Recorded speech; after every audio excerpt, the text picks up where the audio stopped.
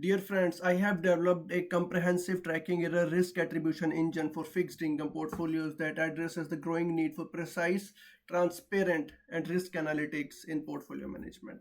So this tool is built on Python and it is built on industry standard QuantLib library. So this tool delivers institutional level quality analytics with the flexibility and transparency. So if you want to see this tool, this tracking error attribution risk attribution tool, if you want to see, you can come here and you can see I have added the readme. This is the document actually which you might want to read. PDF, it is a PDF document which detailed description of how I built the tool and how the risk attribution has been done. This is tool, and this is the code actually where you can plug your holdings and your rates, market rates, and you can see the attribution going on. And I have provided these many tenors, 1 year to 10-year tenors, which are standard in fixed income portfolio market. So you can do your tracking error attribution using these tools. Okay, now let's see what I have done. You have the GitHub link, and yes, it uses QuantLib source, and QuantLib is open source, okay, tool. And yes, if you have seen the professional risk managers outputs like Bloomberg or MSCI, yes, you will see the tracking error attribution. So you will see this tracking error attribution for every asset class there, like currency, fixed income, and even for equity. Yeah, it is applicable for every asset class. I chose fixed income for this model, and you see, so this is the final output that I targeted during this development, during this model development, and I chose 7 years up to, sorry, these are 7 tenors up to 10 year.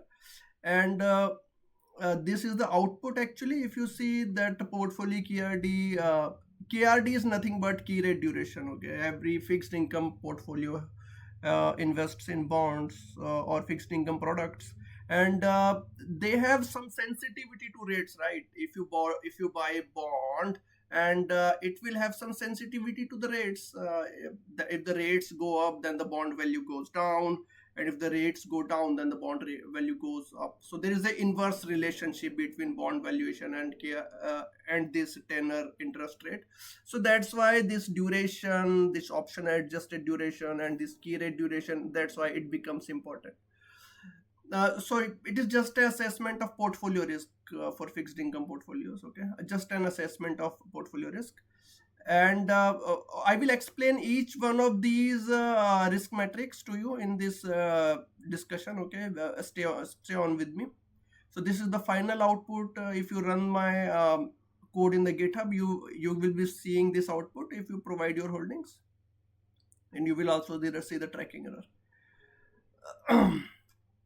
Portfolio, okay. So you will also need to provide your holdings in this format, because obviously your portfolio will have some holdings, and you will also need to provide your benchmark holdings.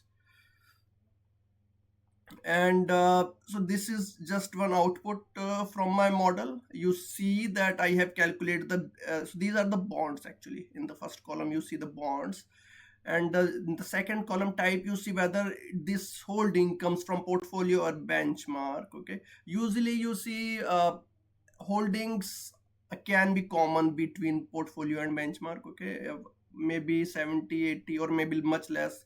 You will find that holding is common between portfolio and benchmark. It is more likely a case in the equities, but in the fixed income it is less likely, because fixed income securities, they can be very illiquid. So that's the case. So in this experiment that I ran, portfolio and benchmark holdings are completely different. Okay, no overlap, for ease of doing this model. And as you see, I have calculated base price, the key rate durations. Index zero means nothing but the zero year one rate, year one tenor, and you see 1 year tenor. The base rate is there. So I can show you the yield curve that I used. Okay, actually I think I have the yield curve which I used. I think this is the yield curve. Okay, it's not the yield curve, it is the changes in the yield curve. Okay, so you can download this yield curve from Fred site. right? You know, you might have heard, or you already know that actually. So the Federal Reserve in the US, they publish these rates. Uh, these are actually treasury rates, okay? Not the published rate, sorry, my mistake. These are the treasury yields of the bonds, of the treasury bonds. So these are quite standardized. They are called the risk-free rates, and they are published at monthly basis. Monthly, they also get published daily, but I don't know whether the same rates is applicable. But never mind. So what you can do, you can calculate daily or sorry or monthly changes in these rates. Okay, so these are actually changes. So you can calculate monthly changes, and you can calculate the volatility at different tenors. You can calculate volatility of 1 year tenor, 2 year, 3 year tenor. So that would be your factor volatility. Okay, so these are 7 factors here. Okay, 7 factors, and you can calculate factor volatility, and you can also calculate the covariance matrix and the correlation matrix. Okay, so I will try to explain what is the covariance matrix is and what is a correlation matrix is. So they are nothing but the relationship between different and the or the dependency structure between different factors. Okay, as you know now that fixed income portfolio gets affected by different risk factors. So these are those risk factors, and we need to figure out the dependency between them. Okay, now we come to the next part. Okay, the main part, the meat in the food. So now I have explained how the KRD is being calculated. Okay, if you see the how do you calculate KRD, you need the yield curve. Okay, so how do you get the yield curve? Okay, this is not the yield curve. Okay, let me try to show you where is the yield curve. Actually, okay, it's not. I will update the yield curve in my GitHub repository, but it looks exactly like this. But in these rates, you will see the actual rates, not the monthly changes. Okay, it would look exactly like this. Don't worry. And I have also added the link to the yield curve here. If you want to actually see, then the links are here. Okay. Now I will come here. The yield curve construction is important. Okay, these are your factors. You need those factors, and it will be used to calculate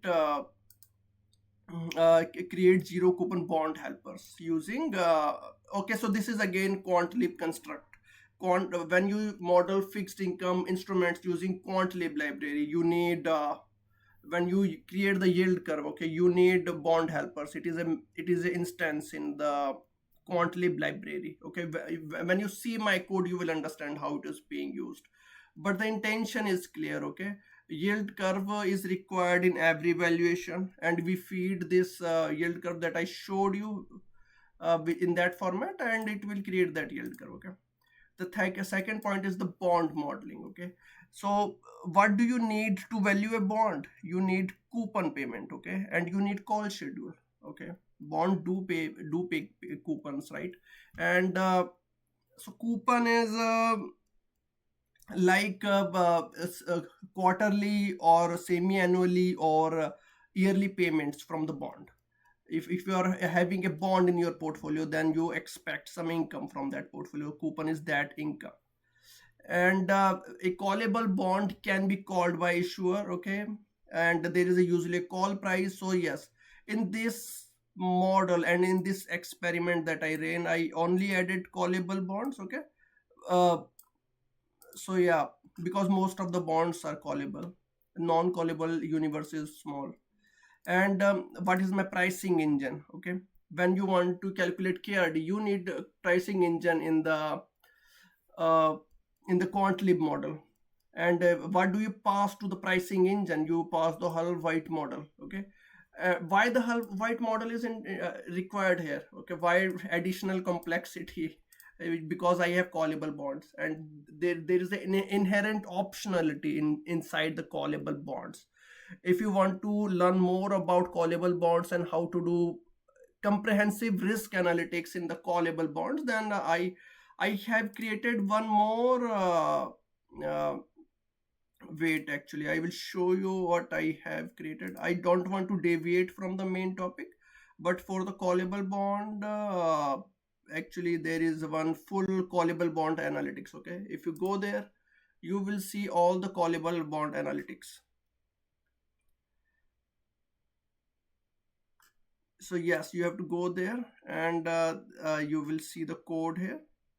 And yes, I think this is the code. Yeah, you can run your analytics there. You can see all the analytics available for fixed income, but I will come back to the main topic, and I will go okay. Yep, I was here. And yes, you need a pricing engine to do all this analytics, okay, to calculate the KRD. And then you need base price. Obviously you need base price for KRD, right? You see the formula of KRD. The base price is at the bottom. It is all about pricing actually. Okay, what do you do in the KRD calculation? You bump the curve, you bump the interest rate curve at the one particular tenor. Okay, suppose it is 1 year tenor. Okay, you bump the curve at that specific tenor by 1 basis point, and then you do the same thing again at that curve only. You decrease the curve by one at that tenor by 1 basis point, and then you calculate both prices. Okay, what happens if the rate goes up, what happens if the rate goes down. You have two prices of the bond for these two scenarios, and you also have a base scenario which is from the yield curve today. Okay, I showed you the how the yield curve looked like. Okay, it would look like this, but these are actually changes. Sorry for confusing you. And then you calculate the base price, and then you multiply price up, price down by price up by. Okay, it is confusing. Why do I have written price down here? Okay, down means if the rate goes down, then the price goes up. Okay, so actually it is a higher price.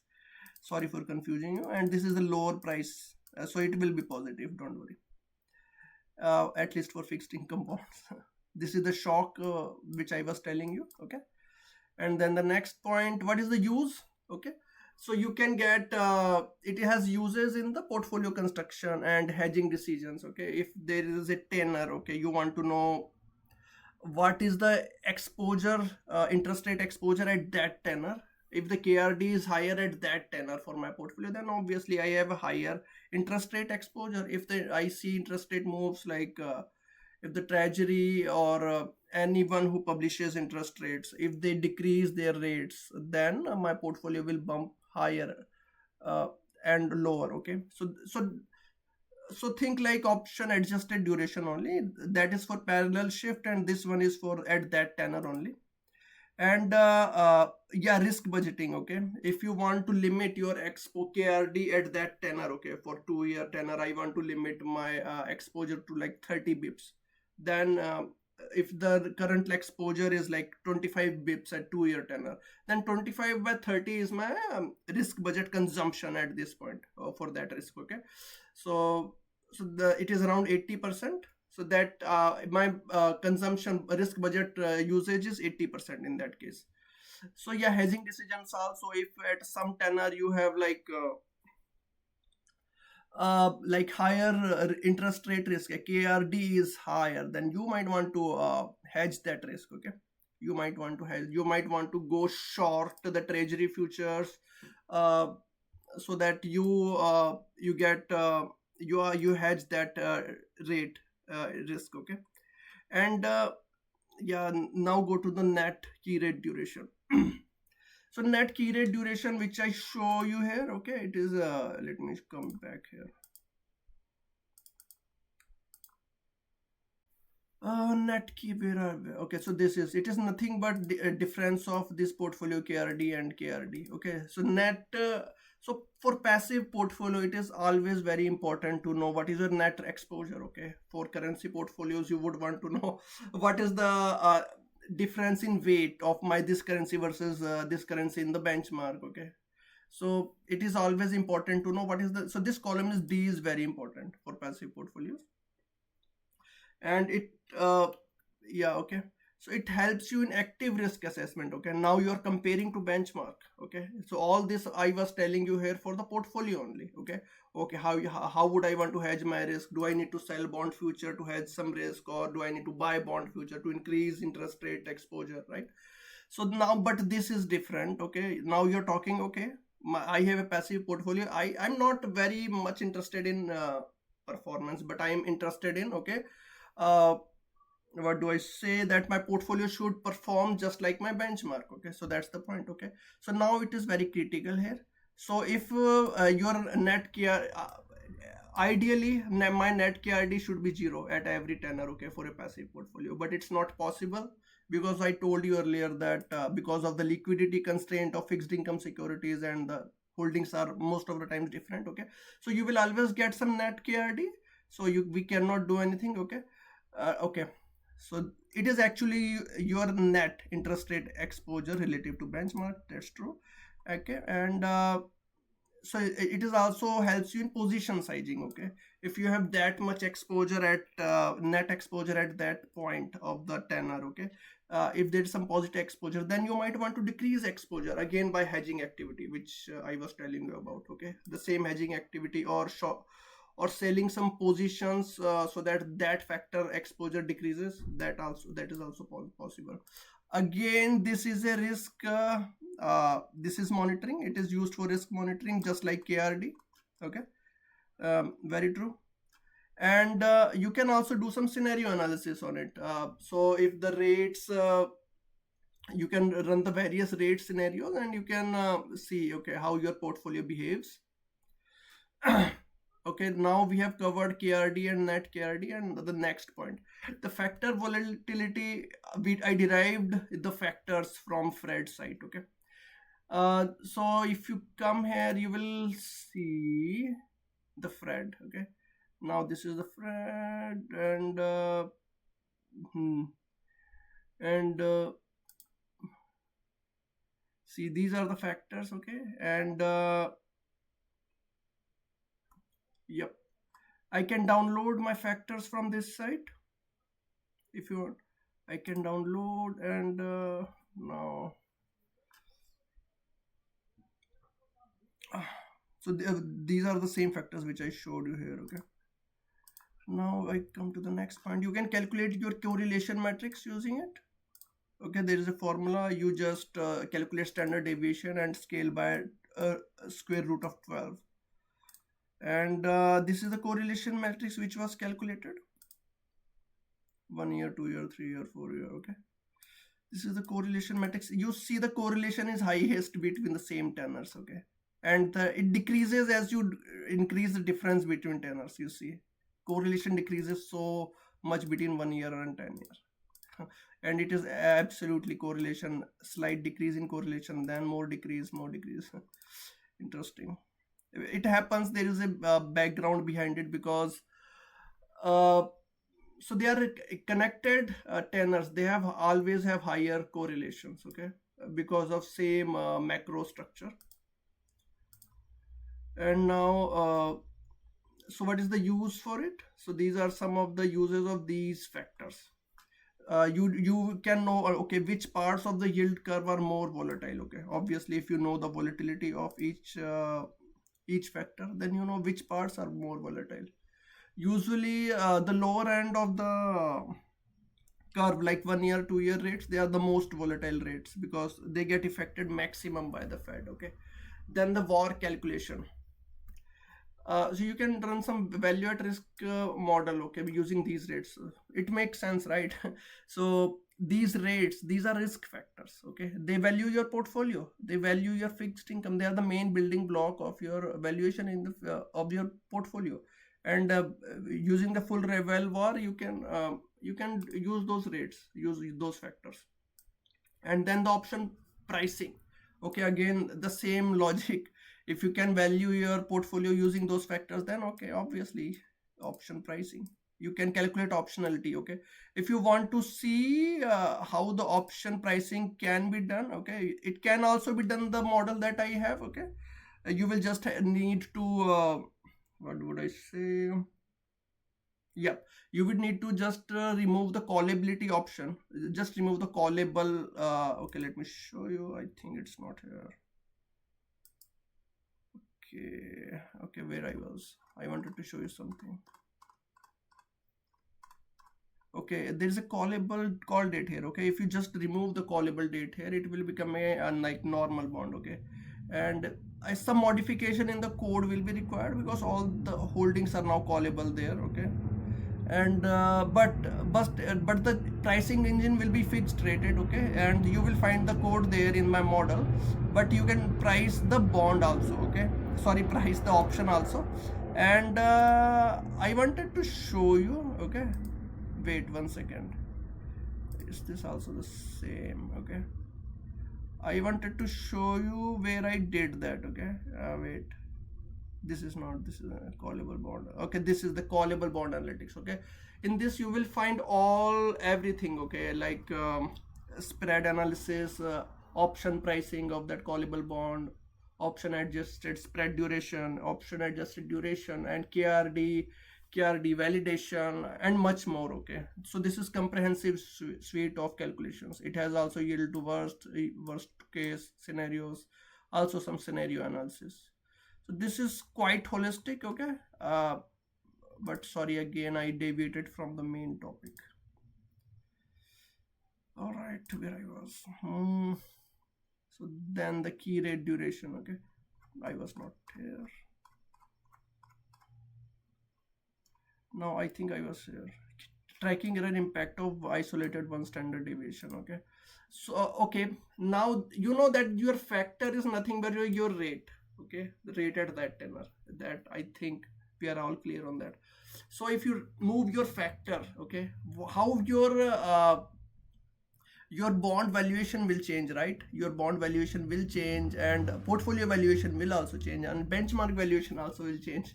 Then because of that consequence, okay, uh, because you have a net KRD, okay, then the performance between portfolio and benchmark will change, and that will get reflected in your TE, tracking error. Okay, sorry for confusing you, but what is TE eventually? What is tracking error eventually? It is nothing but your volatility of alpha. Okay, volatility of alpha. Where does alpha come from? Difference between performance of portfolio and benchmark. Okay, that's your alpha.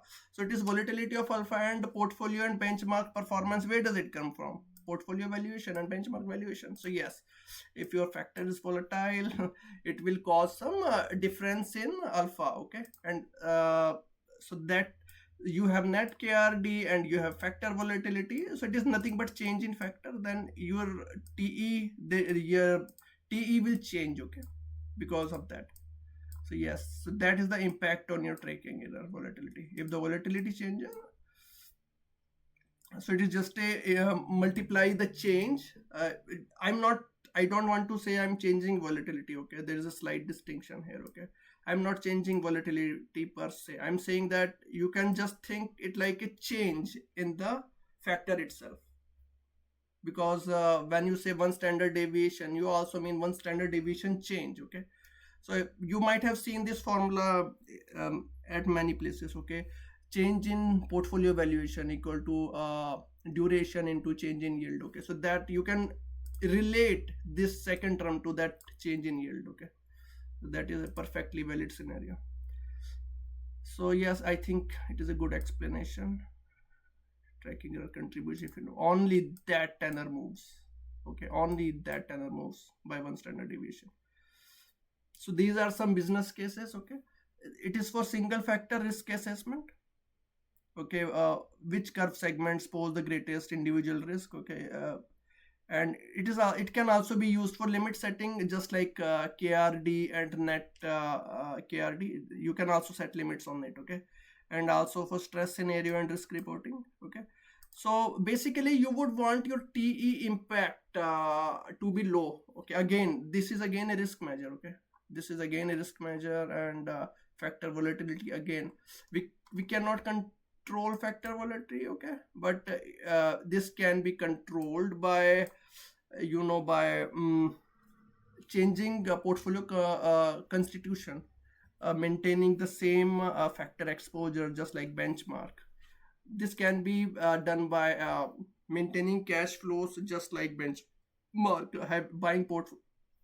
buying bonds which have the same cash flows just like benchmark, to have as minimal tracking error as possible. Okay, so this is the tracking error. How would it change?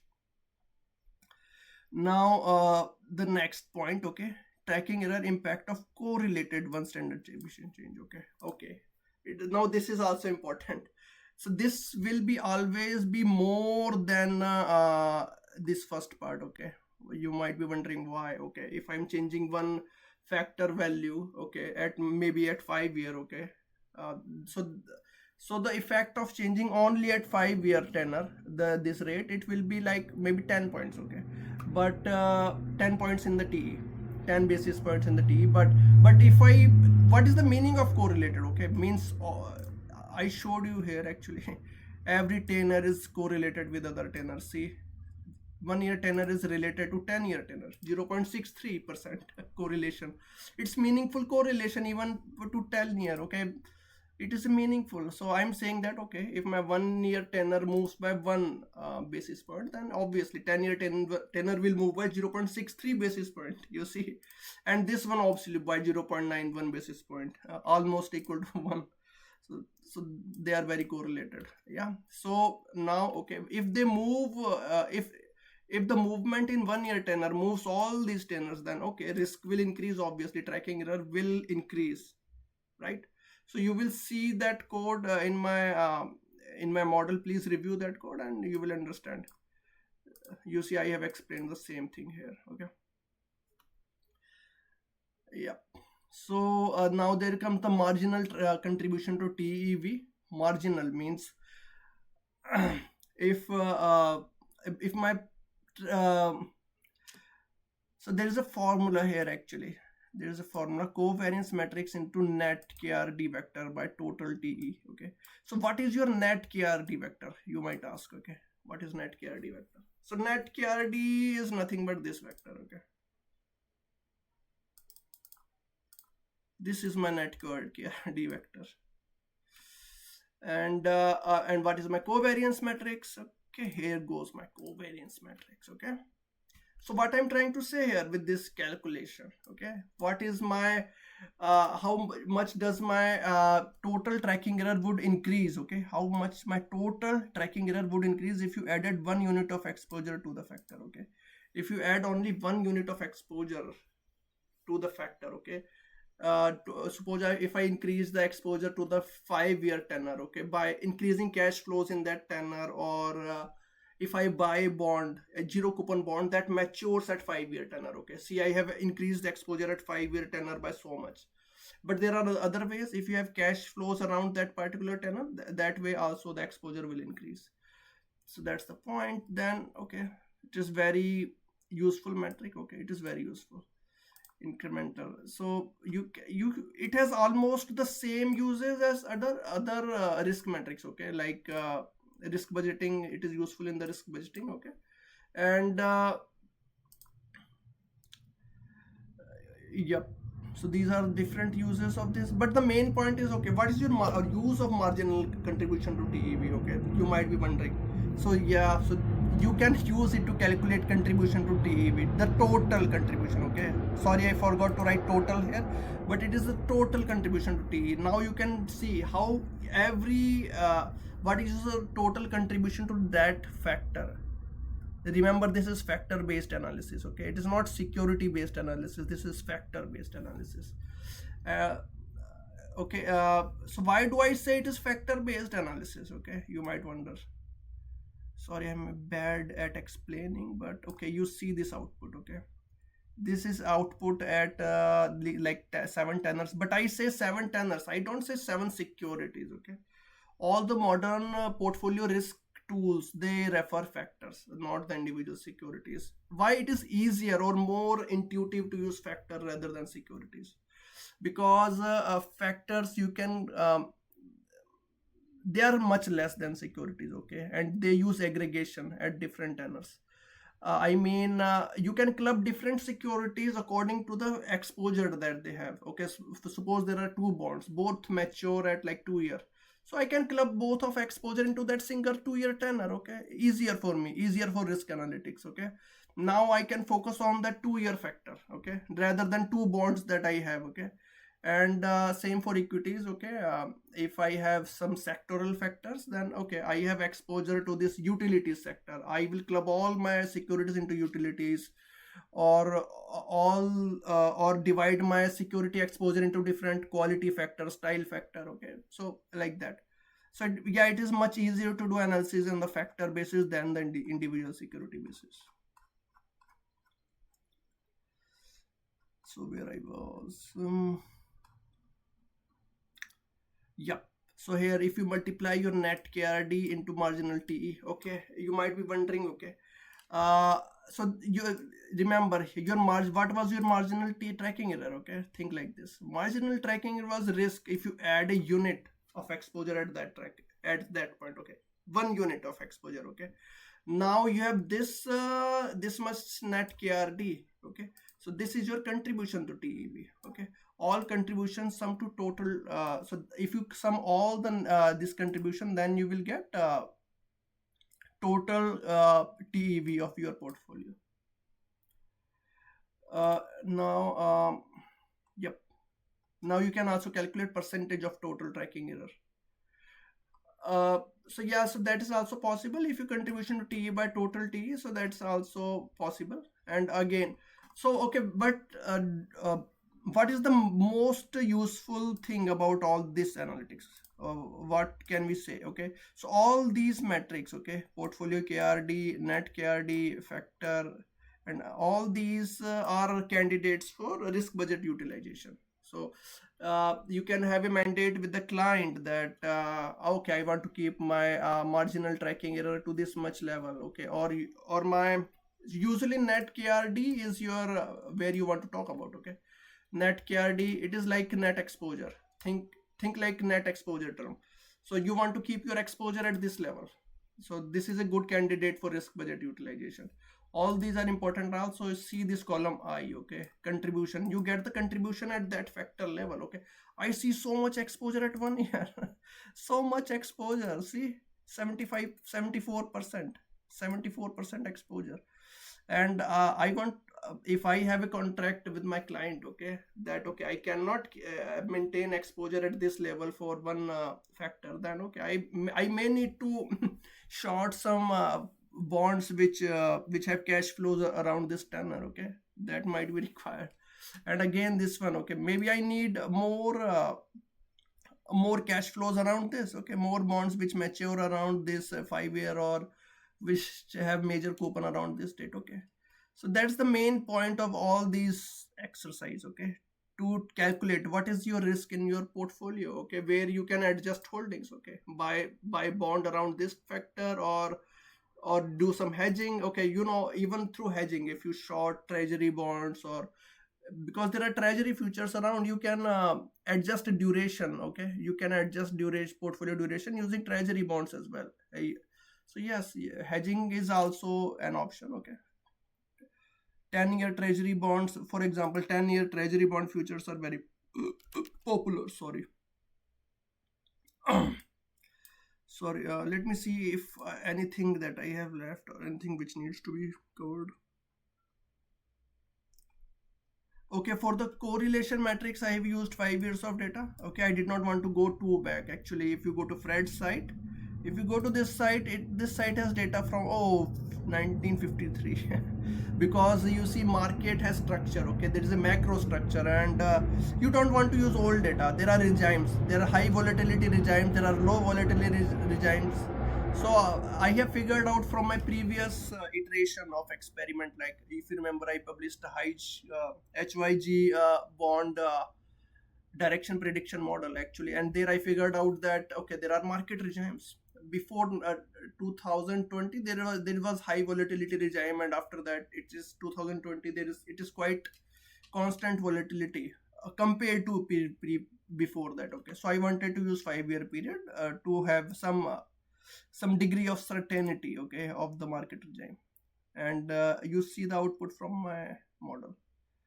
Okay, that's what I was telling you, the volatilities of the factors. Okay, but remember one thing, these are volatility of changes, not the actual rates itself. Okay, for financial calculations, most of the times we refer the changes in the variable, not the variable itself. Okay, if you want to calculate value at risk of a bond portfolio, you do value at risk of the changes in bond portfolio. Okay, so that's okay. There is a correlation as well. You see this correlation is the same that I was showing you. Okay, this is the 2 to 5. Okay, let's see, it is correct. It is correct. Okay, I have pasted the correlation screenshots as well. You will find that everything in the GitHub.